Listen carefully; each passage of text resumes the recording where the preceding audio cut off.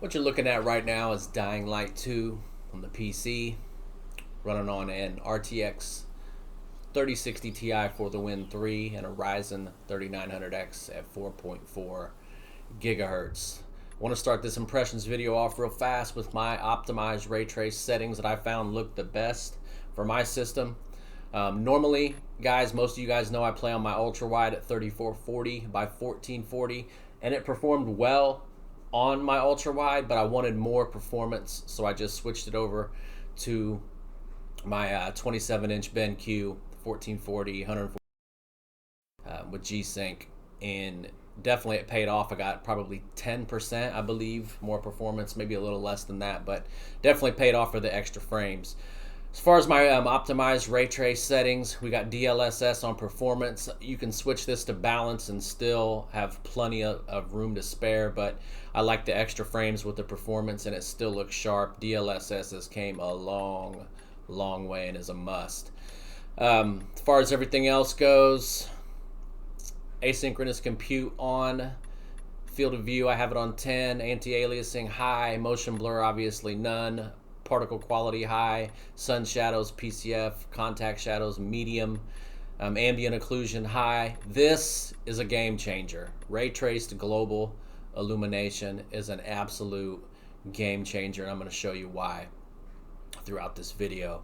Reflections, this is from Digital Foundry's optimized ray trace video, low. Ray trace flashlight, don't care about that, off.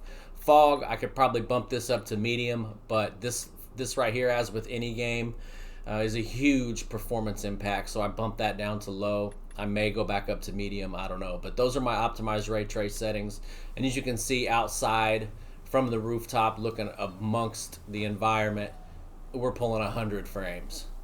So yeah, I'm totally happy with my 3060 Ti. Wanted a 3070, couldn't get my hands on it.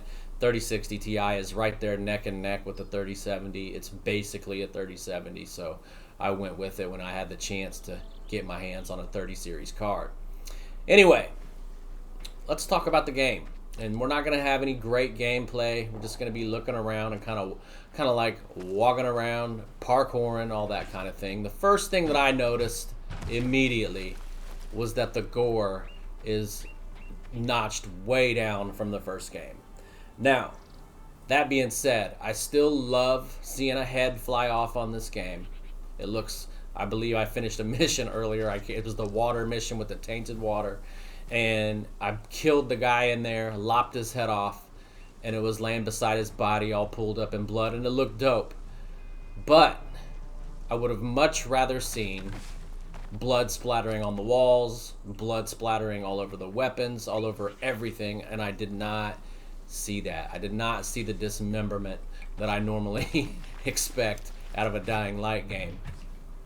That being said, I still feel like the combat feels satisfying. So that's my only complaint as far as the combat goes, is I wish the gore were just stepped up a little bit. Like I said, I want to see blood splatter and all that kind of thing. Mission structure so far, I like it. I like the mission structure a lot.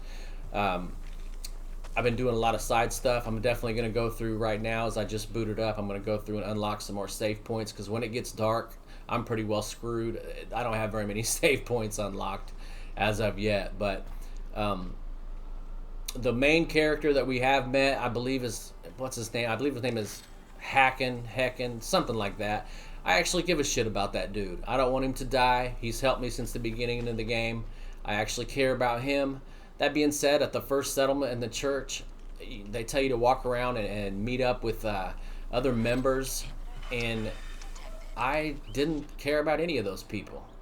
I didn't care about the dude that was bitching about people accusing him of shipping out tainted water.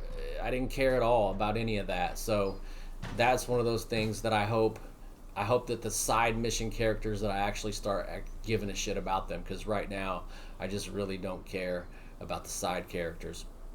But as far as the overall main story, I'm digging it. I like it. You're searching for Mia. I'm looking forward to seeing how that pans out.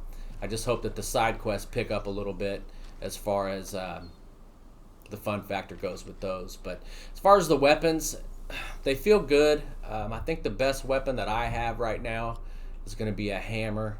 Yeah, the stinky pipe, damage 27. I've been using this. It's got a spark, a shock modification on it. This is a pretty dope weapon. Haven't tried this one yet. Your gear, obviously, it's the same with all RPGs. I do dig these pants, though. You get plus 3.1% as far as your parkour and 4.7 on your healing effectiveness. These are some pretty dope pants. Your health regen, 5.5. Those are pretty good, but I mean, these are just, you know, standard RPG type upgrades. But as far as the weapons, one thing I noticed real quickly was they don't feel quite as weighted or impactful as Dying Light 1. Now, that's not saying they feel bad, but they don't feel like they do near the damage. Like, you don't feel like when you're cracking somebody in the head that the object that you're cracking them with has any weight. You just don't. But that being said, I'm still happy with how the weapons feel. I just wish that they could have made that a little bit better anyway. But overall, I'm happy with the weapons. What else can we talk about here? The sound. As you can hear the sound, which I have it turned way down. Hopefully you can hear it. I like the sound. Right now there's zombies screaming in the background. The actual music, when it's dark, you're inside of a dark building and you're creeping through trying to get it to where the zombies aren't on your ass or don't wake up. They nail it.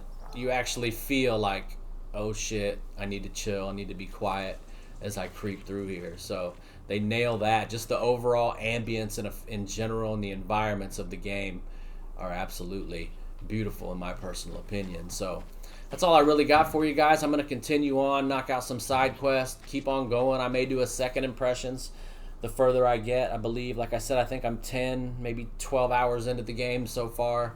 We're going to spend the majority of tonight's playthrough doing side things, unlocking safe zones, that kind of thing, and progress further into the story. But overall, right now, I'm absolutely loving the game. I feel like there's been a lot of trash. I think we can all agree there's been a lot of trash games come out recently, and this is a huge breath of fresh air to me. Those of you running a 3060 Ti or even a 3070, follow those optimized ray trace settings, and I promise you, you're going to be very happy with your performance and how well the game looks. Like I said, my PC guys out there know what I'm talking about with the global illumination, as you can see from even the side of this building, this red brick building right here.